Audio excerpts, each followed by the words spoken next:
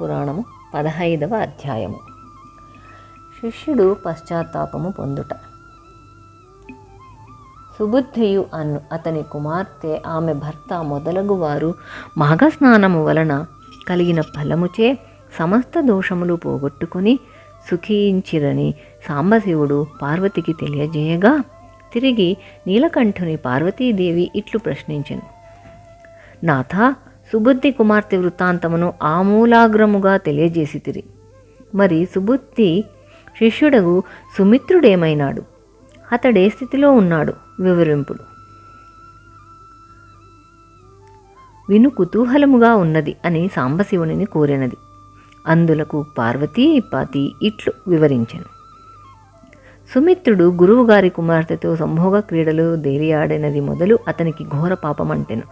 తాను చేసిన పాపములకు ఫలితం అనుభవించడంటి గదా అని పశ్చాత్తాప మనస్కుడై గురువుగారి వద్దకు పోయి గురువు పాదములపై పడి, గురువర్యా, నేను మహాపాపినైతిని.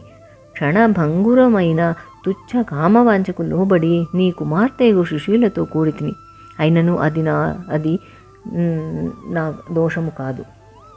నేను పూజాద్రవ్యములు తెచ్చుటకు అడవికి పోవిచుంటిని. దారియందు ఉన్న ఉద్యానవనంలో నీ కుమార్తె చెలికత్తెలతో బంతులాడుచు నేను ఏకాంతముగా పోవుట చూచి నెమ్మదిగా నా వెంట వచ్చినది. నేను అటు అడవి మధ్యకు పోయి ఒక కోనేటి వద్దనున్న చెట్టు క్రింద విశ్రమించగా నీ కుమార్తె మెల్లమెల్లగా నా చెంత చేరి నన్ను మంచి మాటలతో వంచి తన కామవంచ తెలియజేసినది.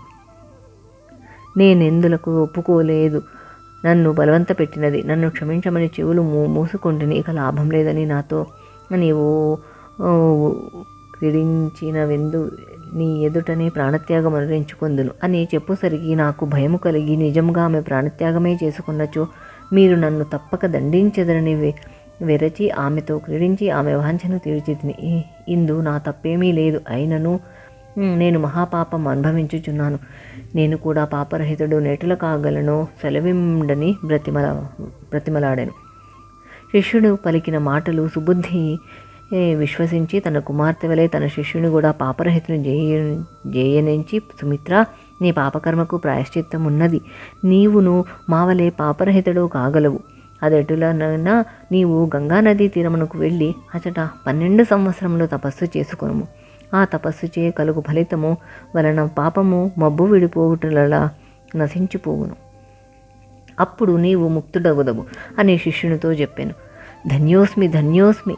మీ ఈ ఆజ్ఞ ప్రకారము నేనిప్పుడే ప్రయాణ సన్నిధుడవుచున్నాను అని గురువర్యులకు దండ ప్రణామములు ఆచరించి గంగానదీ తీరమునకు బయలుదేరను. అటులా ప్రయాణమై సాగిపోచుండగా మార్గమధ్యమున గుట్టలు, కొండలు, సెలయేళ్లు దాటి ఒక అరణ్య మధ్యమునకు వెడలెను. అచట మనోహరమైన ఆహ్లాదమనరించు దృశ్యములు కనిపించినవి. క్రూర మృగములు, సాధు జంతువులు కలిసిమెలిసి తిరుగుచున్నవి. మయూరములు, సర్పములు విచ్చలవిడిగా తిరుగుచున్నవి.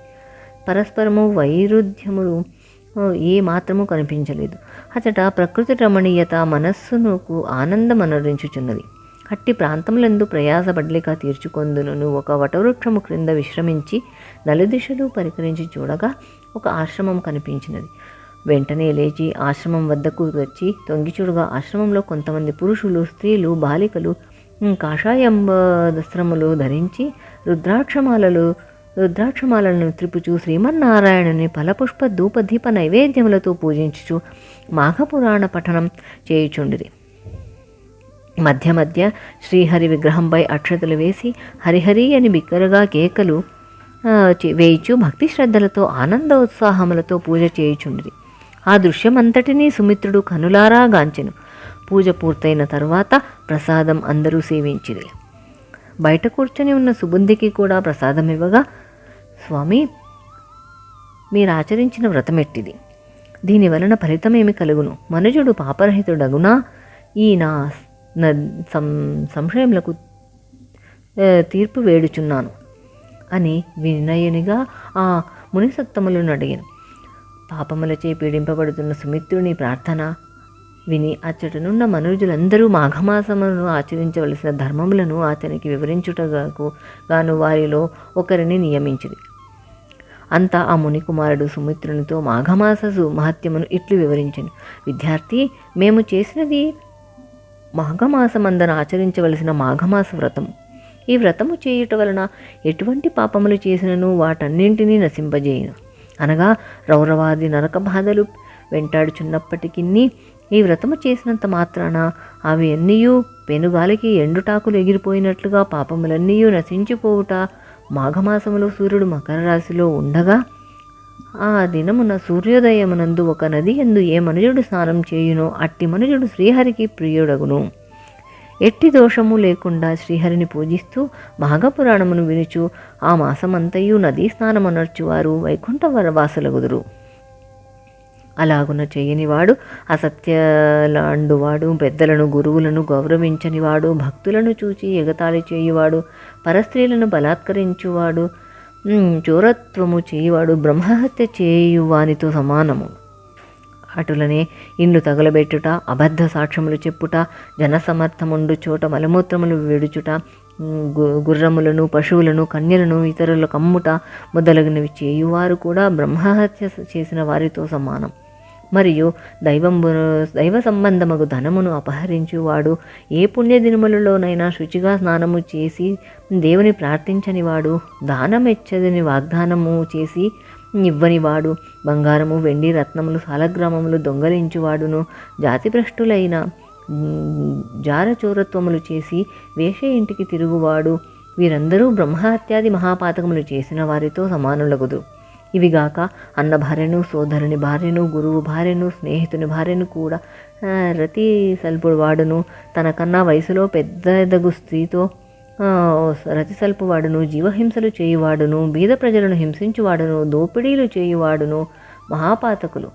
అట్టివారు కూడా బ్రహ్మహత్య చేసిన వారితో సమానం. ఇవి కాక తల్లిదండ్రులను హింసించువాడును, వివాహ సంబంధములు చెడగొట్టువాడును, నోరు లేని పసిపాపలు దొంగలించి ఇతరులకు అమ్మువాడును, శరణుజొచ్చిన వారిని దండించువాడును, ధర్మకార్యములకు విఘ్నములు కలిగించువాడును, పరధనం అపహరించువాడును, చేసిన మేలు మరిచి కృతజ్ఞుడు తాను తీర్థయాత్రలు చేయక అట్లు చేసిన వారిని చూచి ఎగతాళి చేయువాడును బ్రహ్మహత్య చేసిన వారితో సమానుడుగును. గాన మేము ఆచరించిన వ్రతం మాఘమాస వ్రతం.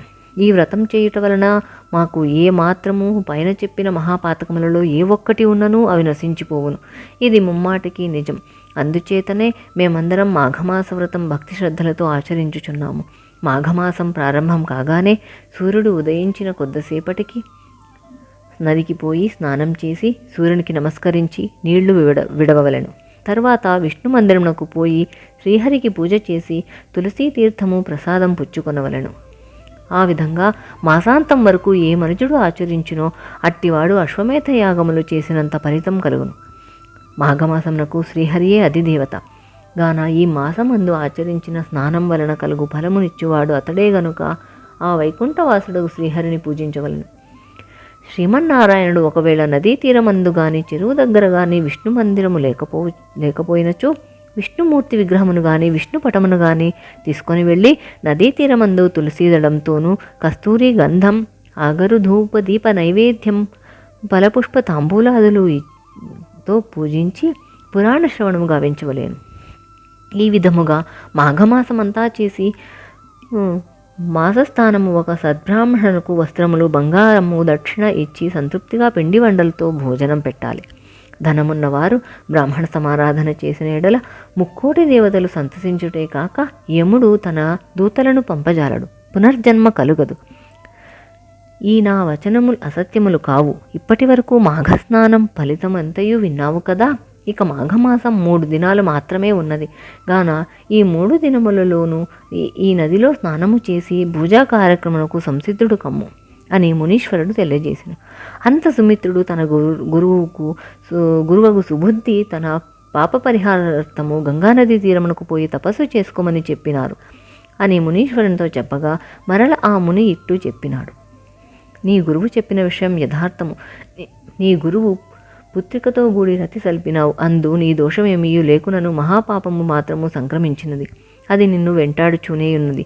తరుణోపాయము చేయనచో ఈ జన్మలోనూ మరు జన్మలోనూ కూడా నరకబాధలు తప్పవు. గాన ఈ మాఘమాసమందరి 3 దినములను స్నానము చేసి శ్రీహరిని పూజించుము. తరువాత నీవు గంగా తీరమునకు పోయి నీ గురువు చెప్పిన విధంగా భక్తితో తపస్సు చేసిన ఎడల నీవు జన్మరాహిత్యమును పొందగలవు. మానవుని మనస్సు వార్ధము చంచల భావము గలది. నీవు ఇంద్రియాలన్నింటినీ బంధించి ఏకాగ్ర చిత్తముతో లక్ష్మీనారాయణని ధ్యానించుము అని ఉపదేశించగా సుమిత్రుడు అచ్చట 3 దినములుండి మాఘమాసం స్నానములు చేసి నదీ తీరమందు విష్ణువును పూజించి పురాణ పఠనమును గావించెను. తదనంతరము ఆ ఆశ్రమవాసులకు నమస్కరించి గంగానదీ తీరమునకు తపస్సు చేయుటకై వెళ్ళిపోయెను. మాఘమాసము 15వ అధ్యాయము సమాప్తము.